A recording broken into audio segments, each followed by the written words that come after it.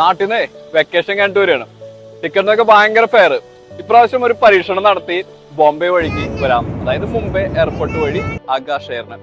അത് പലർക്കും അറിയില്ല മുംബൈ വഴിക്ക് വരുമ്പോ എന്തൊക്കെ ഡിഫിക്കൽട്ടീസ് ഉണ്ട്, അല്ലെങ്കിൽ എത്ര എളുപ്പമാണ് എന്നുള്ളത്. അപ്പൊ അതാണ് ഞാൻ ഇതിൽ പറയാൻ ഉദ്ദേശിക്കുന്നത്. കാര്യമായിട്ട് പ്രശ്നങ്ങളൊന്നും ഇല്ലാതെ നമുക്ക് ഫാമിലി ആയിട്ട് വരികയാണെങ്കിൽ, അല്ലെങ്കിൽ സിംഗിൾ ആയിട്ട് വരികയാണെങ്കിലും ഒരുപാട് ഫെയർ ഇപ്പോഴത്തെ സീസണിൽ നമുക്ക് സേവ് ചെയ്യാൻ പറ്റും. വെക്കേഷൻ ആയാലും ഫാമിലിയുമായി നാട്ടിൽ പോകണം, അതാണ് എല്ലാവരുടെ സ്വപ്നം. പക്ഷെ എയർ ഫെയർ കണ്ട ബോധം പോകുന്ന അവസ്ഥയുള്ളത്.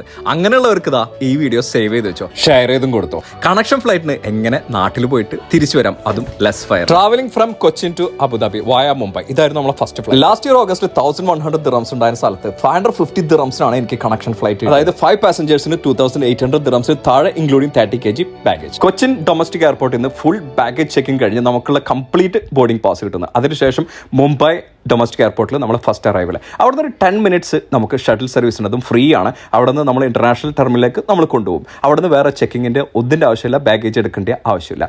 നമുക്ക് നേരെ എയർപോർട്ടിൽ പോയി അവിടുത്തെ എമിഗ്രേഷൻ കഴിഞ്ഞ് നമുക്ക് ഫുഡ് കോർട്ടിൽ പോയി ഫുഡ് കഴിക്കുക, അല്ലെങ്കിൽ ലോഞ്ചിൽ പോയിട്ട് ഫുഡ് കഴിക്കുകയോ ചെയ്യാം.